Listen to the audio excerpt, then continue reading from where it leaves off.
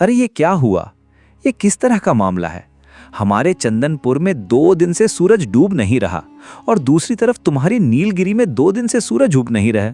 और नहीं तो क्या। अरे तुमको क्या बताऊं, मेरी माँ को है रतौंधी, वो रात में देख नहीं सकती। अब यहाँ 2 दिन से मेरी हालत इतनी ख़राब हो गई है कि मैं क्या ही बताऊं। माँ घर के कोई काम कर नहीं पा रही क्योंकि रात है और रात में माँ को दिखता नहीं है। वही तो, लेकिन सवाल ये है कि ये हुआ कैसे? ये बताओ, मतलब ऐसा किसने किया? ऐसी घटना तो भैया मैंने पहले कभी न देखी। कभी ऐसा होता हुआ सुना है क्या? बताओ। हमारे गांव में दिन और तुम्हारे गांव में रात हैं? वही तो, मुझे तो लगता है कि मैं तुम्हारे गांव आ जाऊं। 2 दिन से सूरज की किरण नहीं देख पाया। ऐसा लगता है कि अंधेरे का साम्राज्य आ गया है। अरे अरे अरे अरे, ये क्या हुआ? ए भैया, तू ऐसे गिर काहे पड़ा? माधव, क्या हो गया तुझको? अरे मतलब क्या हो गया, मुझे खुद समझ नहीं आ रहा। मैंने तुम्हारे गांव में आने के लिए जैसे ही कदम बढ़ाया और झटका लगा। बाप रे, मैं तो तुम्हारे गांव में प्रवेश ही नहीं कर पा रहा हूं। ऐसा लग रहा है कि जैसे बीच में कोई दीवार खड़ी हो। क्या बात कर रहा है? तो क्या हम एक गांव के लोग दूसरे गांव में नहीं जा सकते क्या? वही तो भैया, लग तो ऐसा ही रहा है। लगता है कि इन दोनों गांव के बीच में कोई अदृश्य कांच की दीवार खड़ी हो गई है। अरे अब क्या करूं, मुझे तो समझ नहीं आ रहा। चल फिलहाल के लिए तू घर जा, अब देखते हैं क्या किया जा सकता है। कोई उपाय मिल जाए तो मुझे भी बता देना। दोनों गांव में अचानक अजीब घटना हुई।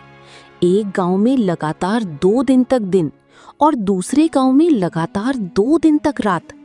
ऐसी समस्या पहले कभी नहीं देखी गई थी। माँ अब अच्छा नहीं लग रहा। रात क्यों नहीं हो रही है? इतना लंबा दिन मैंने कभी नहीं देखा। मैं सो भी नहीं पा रहा हूँ, मुझे नींद भी नहीं आ रही। सो नहीं पा रहे हो? क्या हुआ? जाकर सो जाओ। सोने में क्या परेशानी है? मैं क्या सो नहीं रही? रात के बिना सोने का क्या मजा होता है? रात के बिना सोने से लगता है कि जैसे दिन में सो रहा हूँ। इतना उजाला सहन नहीं हो रहा। ऐसा क्यों हो रहा है माँ? क्यों क्यों माँ? क्या पता किसकी नजर पड़ गई हमारे गांव पर। शायद कोई श्राप लग गया है। सुना है हमारे पास वाले गांव में तो 2 दिन से रात हो रही है। 2 दिन से रात हो रही है और रात हो ही नहीं रही है। ये तो बहुत बेकार है। मैं दिन में यहाँ रहूँगा और रात को जाकर उस गांव में सो जाऊँगा। मुझे नहीं रहना दिन में। हाँ, ये हुआ। तुम कैसे सोओगे वो मुझे नहीं पता। 2 गांव के बीच एक अदृश्य दीवार बनी हुई है। वो दीवार पार करके इस गांव के लोग दूसरे गांव में या दूसरे गांव के लोग हमारे गांव में नहीं जा पा रहे। तो क्या होगा माँ? क्या हमारे गांव में कभी रात नहीं आएगी? हमारा गांव ऐसा क्यों हो गया? अगर रात नहीं होगी तो सूरज की गर्मी में हमारा पूरा गांव जलकर खाक हो जाएगा माँ। क्या पता बेटा हमारे भाग्य में क्या है, लेकिन ऊपर वाला जो करेगा वो हमारे भले के लिए ही करेगा। मुझे ये सब कुछ अच्छा नहीं लग रहा माँ। मैं सो नहीं पा रहा हूँ। मेरा सर दुख रहा है। 2 दिन से मेरा सर घूम रहा है। शरीर भी लगता है कि जैसे बीमार हो गया है। मैं क्या करूँ माँ? ओहो, तुम यहाँ से जाओ और अब परेशान मत करो। वैसे भी मैं खुद तकलीफ से जूझ रही हूँ। दूसरी तरफ तुम मुझे बार बार परेशान कर रहे हो। रात के गांव में माधव की माँ जमुना बूढ़ी रहती है, जिसे रात को दिखाई नहीं देता। इस वजह से अब जब गांव में रात हो गई है तो जमुना बूढ़ी काफी मुश्किल में पड़ गई है। माधव, माधव, कहाँ गए तुम? यहाँ आओ, मुझे बाहर ले चलो। मुझे कुछ भी नजर नहीं आ रहा। अरे बस बस बस बस बस, आ गया माँ, आ गया। और कितना पुकारोगी? अरे तुम्हारी तकलीफों ने मुझे बेहाल कर दिया है। 2 दिन से तुम मुझे एक पल भी शांति से बैठने नहीं दे रही हो। माधव, माधव, माधव कहाँ है? कहाँ है? जल्दी आ। अरे मुझे भी तो बैठने दो। क्या तुम मुझे बोझ समझने लगे हो क्योंकि मैं बूढ़ी हो गई हूँ? जब मैं स्वस्थ थी तब मैंने तुम्हें पाल पोस कर बड़ा किया। अब तुम मुझे बोझ समझने लगे। ओहो, यही तो तुम्हारा तरीका है। दिन रात बस एक ही बात बोलती रहती हो, बोझ हो गई हूँ, बोझ हो गई हूँ। अरे तुम देख नहीं सकती हो तो चुपचाप बैठो तो सही। तुमको बैठना है नहीं, इधर उधर भटकना है। अब ये बताओ, तुम्हें बाहर जाने की क्या जरूरत है? देखो तो सही, पूरा गांव किसी न किसी समस्या में घिरा हुआ है और तुमको बाहर जाना है। क्या तुम्हें अकेले को समस्या है, गांव के और लोग नहीं? तुम्हें क्यों इतनी तकलीफ हो रही है? ऐसा है अम्मा कि मेरी तरह किसी के पास ये रतौंधी वाली माँ नहीं है जिसे लेकर वो परेशान हो। हाँ, नहीं तो कोई काम तुम्हारे लिए अब नहीं है। घर के सारे काम मुझे करने पड़ते हैं और तुम्हारी देखभाल भी तो मुझे ही करनी पड़ती है। बस, मेरी और देखभाल करने की जरूरत नहीं। जिस दिन मर जाऊंगी उस दिन तुम समझ पाओगे। तुम लोग बड़े होकर शायद बूढ़ी माँओं को ऐसी हालत में छोड़ देते हो। ओहो, बस बस बस बस बस, अब ऐसी बातें मत करो। चलो बताओ कहाँ जाना चाहती हो, मैं तुम्हें लेके चलता हूँ। फिर खाना भी बनाना है, तुम्हें खाना देना होगा, फिर बर्तन साफ करने हैं, तुम्हारा बिस्तर हगाना है, बहुत सारा काम है। चलो जल्दी बताओ कहाँ जाना है। दूसरी ओर दिन और रात वाले दोनों गांव के बीच ही एक बुढ़िया का घर है। बुढ़िया और तांत्रिक के बीच काफी बातचीत है। क्या काम किया आपने, आपका तो जवाब ही नहीं। मुझे तो विश्वास ही नहीं था कि आप ऐसा बड़ा काम कर पाएंगे। मैंने पहले कहा था कि मेरी शक्ति पर संदेह मत करना। मेरी शक्ति के बारे में किसी को अंदाजा भी नहीं है। पहले जितना संदेह था अब वो भी खत्म। एक गांव में लगातार दिन और दूसरे गांव में लगातार रात कर देना, बड़े बड़े तांत्रिक भी ऐसा नहीं कर पाते। हाँ तो बताइए, क्या आप खुश हैं? अगर खुश हैं तो अब मेरी फीस मुझे दे दीजिए। मैंने यूं ही रिस्क लेकर ये बड़ा काम नहीं किया। अरे, आपके पैसों को लेकर मैं भाग थोड़ी ना जाऊंगी। मुझे तो बहुत मजा आ रहा है। दोनों गांव के लोग कैसे बेहाल हो गए हैं। मैं आपको जरूर पैसे दूंगी, साथ में इनाम भी दूंगी। आपने मुझे खुश कर दिया। फिर और क्या कहना है। किस्मत अच्छी रही कि आप मिली, तभी तो मुझे ऐसा काम करने का अवसर मिला, वरना यूं ही किसी काम से लाभ नहीं होता। ये सब मैंने सोचा था। मैं चाहती थी इन दोनों गांव को सबक सिखाऊं। अब आपके जरिए मैंने अच्छे से सबक सिखा दिया। अब देखिए धीरे धीरे क्या होगा। दोनों गांव तबाह हो जाएंगे। दिन के बिना रात नहीं बन सकती। मैं भी यही चाहती थी। मैंने इस दिन का बहुत इंतजार किया है। अब मैं उन्हें हर तरह की तकलीफ दिखाकर सिखा दूंगी कि दुख और अपमान क्या होता है। अब वो मेरा कभी अपमान करने की हिम्मत नहीं करेंगे। मैं चाहती हूँ कि इन दोनों गांव के बीच सिर्फ मैं बची रहूं और कोई ना रहे। अरे अरे बेटा, अरे रुक जाओ बेटा, इस तरह से क्यों दौड़ते हो? क्या हो गया? अरे रुक जाओ, गिर जाओगे। बेटा रुको रुको।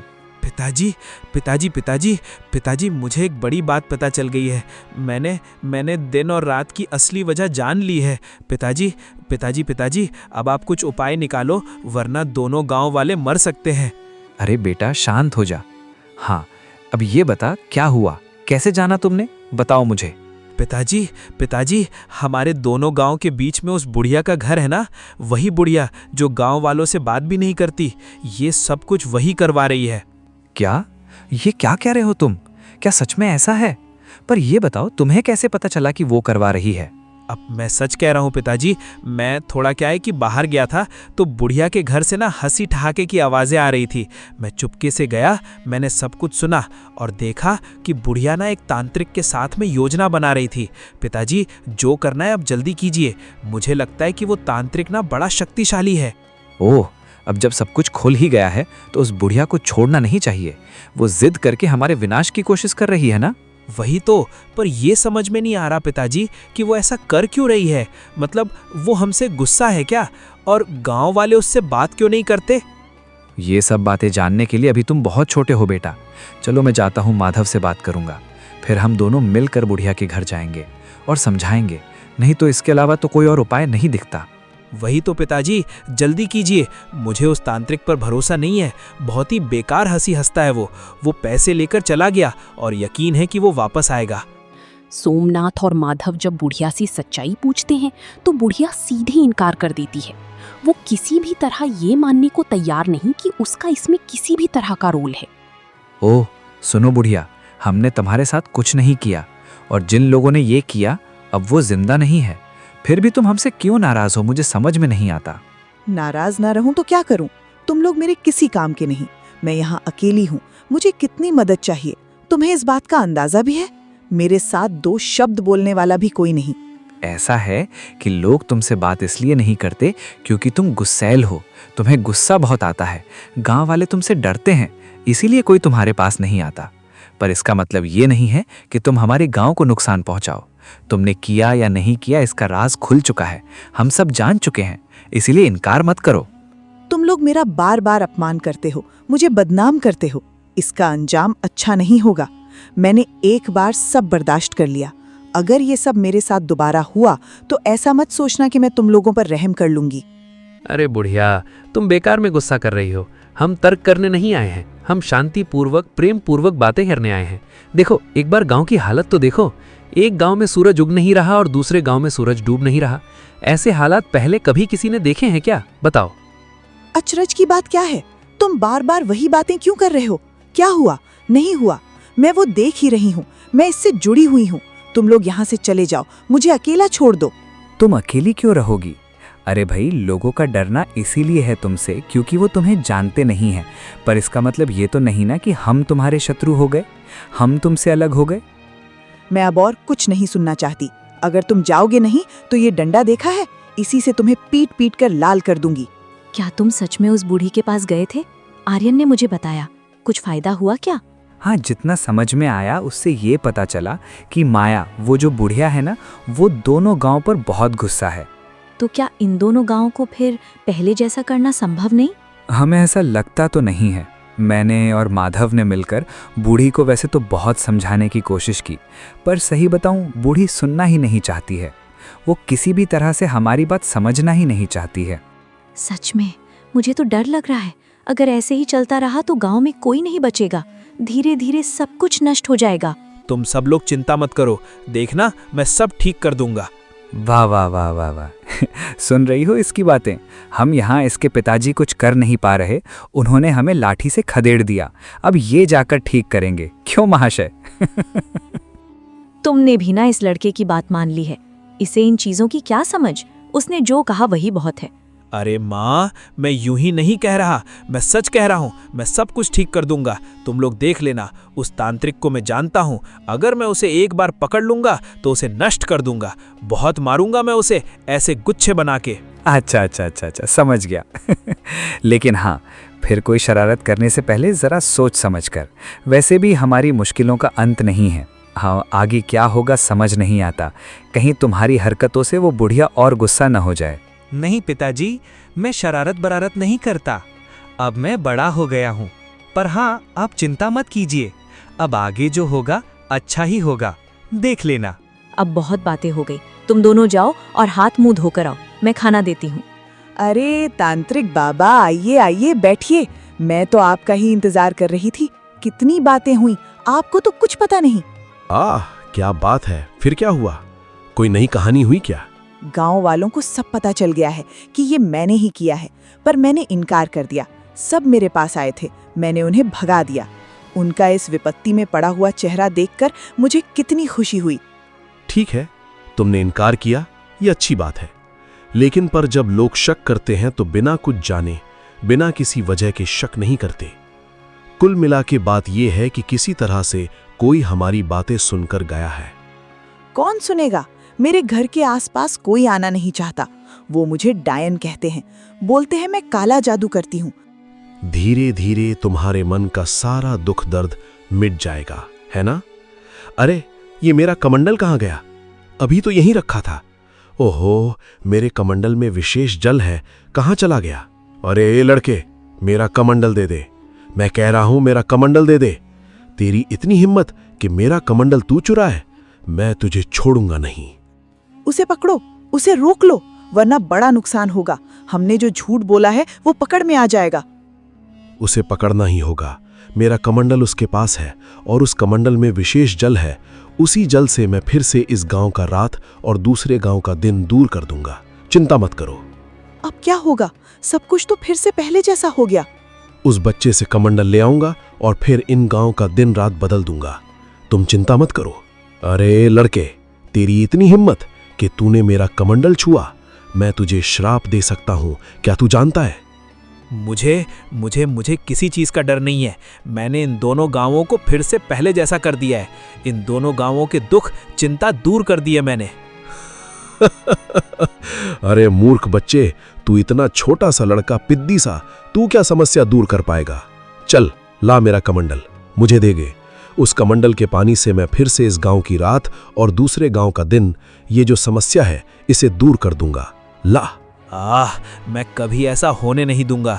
मैं इस कमंडल का पानी फेंक दूंगा, फिर देखता हूं कि तुम दोबारा से एक गांव में रात और दूसरे गांव में दिन कैसे कर पाते हो। ए लड़के, मुझसे चालाकी मत कर। वरना इसका बहुत बुरा परिणाम भुगतना होगा। बच्चे बिल्कुल बच्चे जैसे रहे, ज्यादा बड़ेपन का ढोंग मत कर, समझा? फिर आप लोग इन दोनों गांवों को इतना नुकसान क्यों पहुंचा रहे हो? आप एक तांत्रिक बाबा हो, आप एक तांत्रिक महाराज हो, आपको तो गांव वालों की मदद करनी चाहिए ना। बेशक मैं मदद कर रहा हूं, मैं बूढ़ी की मदद कर रहा हूं, उसके दुख तकलीफ दूर कर रहा हूं। ये तुम्हारी समस्या नहीं और तुम्हारी समझ के बाहर की चीज है। चलो अब लाओ मेरा कमंडल, मुझे वापस करो। नहीं नहीं नहीं, मैं नहीं देने वाला। मैंने कह दिया ना, नहीं दूंगा। नहीं दूंगा तो नहीं दूंगा। किसी भी सूरत में तुम्हें यह कमंडल नहीं मिलेगा। ओह ठीक है, तो अब तू दंड भुगतने के लिए तैयार हो जा, शरारती बच्चे। अरे छोड़ दो, मुझे छोड़ दो। मैं कह रहा हूं छोड़ दो। अगर मेरे पिता को पता चला तो वो आपको गांव से निकाल देंगे और आप फिर कभी इस गांव में नहीं आ पाएंगे। छोड़ दो मुझे, छोड़ दो। जब पहले मैं तुझे बोल रहा था तो तू तो नौटंकी कर रहा था, अब तू बच कर दिखा। जब अच्छे से बोला था तब तो माना नहीं। तुझे मैं जरूर खत्म कर दूंगा। मेरे साथ शरारत करने आया था ना तू, चल। आर्यन को ना पाकर सोमनाथ का परिवार पगला सा हो जाता है। लोग समझते हैं कि इस अनहोनी के पीछे जरूर बुढ़िया का ही हाथ है। बूढ़ी माँ हमें बचाओ, हमारी मदद करो बूढ़ी माँ, हम तुमसे हाथ जोड़कर विनती कर रहे हैं बूढ़ी माँ। क्या हुआ? फिर कोई अनहोनी हो गई? मैं किसी की मदद नहीं कर सकती। मैं मदद करने वाली नहीं हूँ। तुम लोग तो मुझे डायन कहते हो, बोलते हो मैं काला जादू करती हूँ। मैं काला जादू करती हूँ, मैं किसी की मदद क्यों करूँ? हमारी मदद करो, दया करो बूढ़ी माँ, दया करो। हमें अपना बेटा नहीं मिल रहा, कहाँ गया हम कुछ नहीं जानते। आप खोज कर बताइए, मुझे पता है कि आप जानती हैं। अब बहुत दुख हुआ ना, पर उस दिन जब मैंने गांव वालों के पास जाकर अपने बच्चे के लिए मदद मांगी थी तो तुम लोग कहाँ थे? तब तुमने मेरी मदद नहीं की। क्यों? मैं गरीब हूँ इसलिए? मैं सही कह रही हूँ, मेरा बच्चा बीमार था। मैंने सबके पास मदद मांगी, किसी ने मेरी मदद नहीं की। सबने मुझे अपमान करके भगा दिया। आखिर मेरा बच्चा मर गया। क्या मैंने कम दुख पाया? अब वो तो हमें कुछ भी नहीं पता था। आप हमें इतनी बेकार नजरों से क्यों देखती हैं? कृपया करके बताइए ना, मेरा बेटा कहाँ है? मैं अपने बच्चे के बिना नहीं जी पाऊंगा, नहीं जी पाऊंगा। जीऊंगी, जरूर जीऊंगी। तुम लोग सब जियोगे, पर अंदर तक तीव्र पीड़ा के साथ जियोगे, जैसे कि मैं इतने समय से जी रही हूँ, अपने बच्चे की यादों को थामे हुए। उन बातों की मुझे परवाह नहीं। जो तुम्हारे भाग्य में लिखा है वही होगा। मैं किसी की मदद नहीं कर सकती, बिल्कुल नहीं कर सकती। तुम लोग यहाँ से चले जाओ। बेचारे आर्यन को अपनी जान की आहुति देनी पड़ी। तांत्रिक ने आर्यन की हत्या कर उसकी लाश 2 गांव के बीच में फेंक दी। ये मेरे साथ क्या अनर्थ हो गया? मेरा बेटा, मेरा लाल, जरूर ये उन्हीं लोगों का काम है। उठ जा रे बेटे, उठ जा बेटे, मेरे बच्चे। हाय हाय, हम मेरा क्या होगा? मेरा गोद का लाल, मेरा नन्हा सा मालिक चला गया, मुझे छोड़कर चला गया। आर्यन, तू मुझे छोड़कर कैसे जा सकता है बेटा? बोल बेटा, बोल। अब मैं तुझे कभी नहीं डांटूंगा, कभी नहीं। जो कहेगा वही होगा, बस एक बार बोल तो सही बेटा। जिन लोगों ने मेरी गोद से मेरा बच्चा छीन लिया, ऊपर वाला उनका न्याय करेगा। मैं किसी को नहीं छोड़ूंगी, किसी को नहीं बख्शूंगी। शांत हो जाओ, शांत हो जाओ माया। इसका बदला मैं जरूर लूंगा। मैं किसी को नहीं छोड़ूंगा। मेरे छोटे से बच्चे पर जरा सा भी तरस नहीं आया उन्हें। वो तो छोटा था, उसे क्या पता इन सब बातों का। उन्होंने ये सब कैसे कर दिया? एक छोटे से बच्चे को मार दिया। उनका दिल जरा भी नहीं कांपा। क्या वो लोग इंसान हैं? मैं अपने बेटे के शरीर को छूकर कसम खाता हूँ कि जिन्होंने ये किया उन्हें मैं किसी हालत में माफ नहीं करूंगा। उन्हें सजा जरूर मिलेगी। बस भाई, बस बस बस, चलो उठो, अब हमें आगे का इंतजाम करना होगा। चलो आर्यन को लेके चलो, चलो। अरे बूढ़ी, अब तो तुम खुश हो ना? तुम्हारी मनोकामना धीरे धीरे पूरी कर रहा हूं। अब तुम मेरी तरफ भी थोड़ा ध्यान दो। अरे आपके पैसों को लेकर मैं भाग थोड़ी ना जाऊंगी। आपके सारे पैसे मैं दे दूंगी, कोई दिक्कत नहीं होगी। आप बस इसी तरह मेरा काम करते रहिए। मैं इतनी खुश पहले कभी नहीं हुई। अगर तुम चाहो तो मैं तुम्हें और भी खुश कर सकता हूँ। जरूर चाहती हूँ।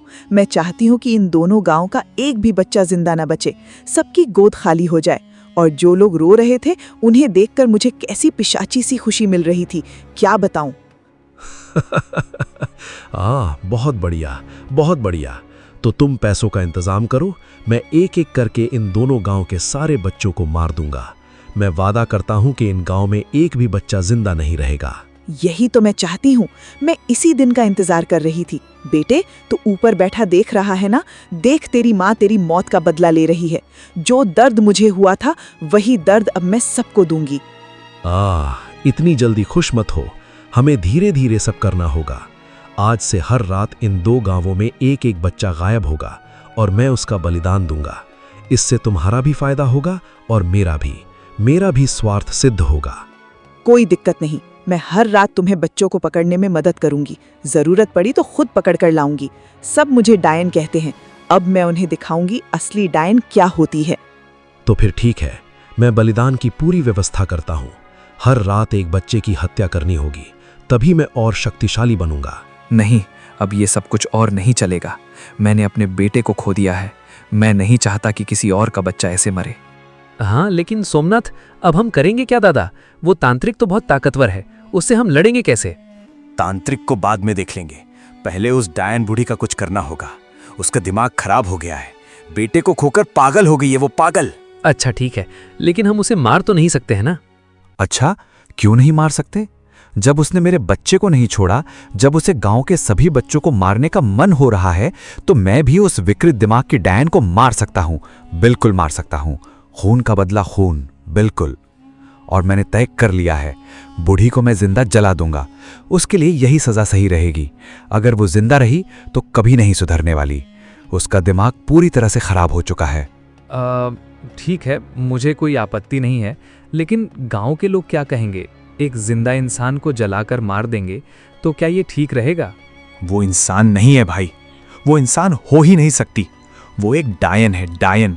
और डायन को जलाने का आदेश खुद भगवान ने दिया है। अगर तुम मेरे साथ रहना चाहते हो तो रहो, नहीं तो मैं अकेले ये काम करूंगा और आज ही मैं उसके घर में आग लगा दूंगा। नहीं, ऐसी बातें क्यों कर रहे हो? मैं तुम्हारे साथ रहूंगा। ये बूढ़ी हमारे गांव के लिए भी बड़ी मुसीबत बन गई है। अब बस बहुत हो गया, चलो जो फैसला लिया है वही करेंगे, चलो। बुढ़िया के घर में आग लगाने से वो जलकर मर गई। उसकी मरने की बात सब लोगों ने मिलकर तांत्रिक को सजा देने का निश्चय किया। तांत्रिक, ओ तांत्रिक, अरे कहाँ है रे तू? आज तेरे पापों का अंत होगा। निकल बाहर। क्या हो गया? सब लोग मेरे आश्रम में क्यों जुटे हो? क्या तुम्हें मेरी शक्ति का अंदाजा नहीं है क्या? अहंकार पतन की जड़ है, ये बात जानते हैं ना आप? मुझे ये बातें सिखाने मत आओ। मैं तांत्रिक हूं, मेरी शक्ति असीम है। चाहूं तो मैं अभी तुम सबको समाप्त कर दूंगा। हाँ, आखिरकार हमारे गांव से बुरी नजर हट गई। अब हमारे गांव पर फिर कोई विपत्ति नहीं आएगी। अगर फिर कभी कुछ हुआ तो हम सब मिलकर उसका सामना करेंगे। हाँ, गांव तो आखिरकार ठीक हो गया, लेकिन मैंने अपना बेटा खो दिया। मेरा बेटा अपनी जान देकर इस गांव को मुक्ति दिलाकर चला गया। चिंता मत करो सोमनाथ, जब तक इस गांव के लोग जिएंगे तुम्हारे बेटे को सब याद रखेंगे। सब तुम्हारे बेटे का सम्मान करेंगे। पीढ़ी दर पीढ़ी तुम्हारा बेटा हमारे इन दोनों गांव के बीच जिंदा रहेगा। ऐसा ही हो। और मैं अनुरोध करूंगी कि मेरे बेटे के लिए सब लोग प्रार्थना करें। सब मेरे बेटे को याद रखें, सुख शांति से रहें।